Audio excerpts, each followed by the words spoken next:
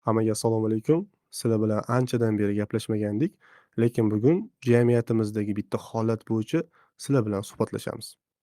Tariximizda hozirgidek kuchsiz erkaklar bo'lmagan bo'lsa kerak.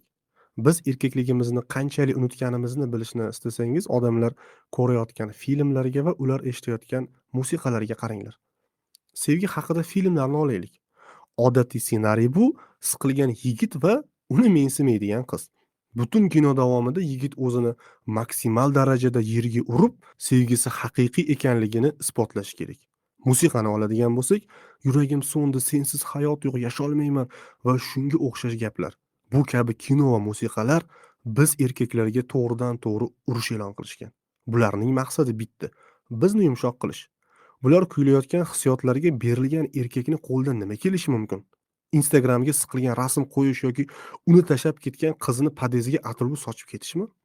Gaplarim qo'pol tuyulishi mumkin, lekin sensiz yasholmayman deb turgan ashulani otangiz oldida eshitib ko'ring-chi, uyalasizmi? Yoki Amir Temur, Al-Farobiy, Al-Beruniy kabi buyuk erkaklar bunday hissiyotlarga berilishi mumkinmidi? Albatta yo'q. Chunki bu uyat hisoblangan. Yigitlar, erkaklar, bizning aniq maqsadimiz bor. Bu atrofimizdagi jamiyat bizning borligimiz sababli ozgina bo'lsa ham yaxshi tarafga o'zgarishi.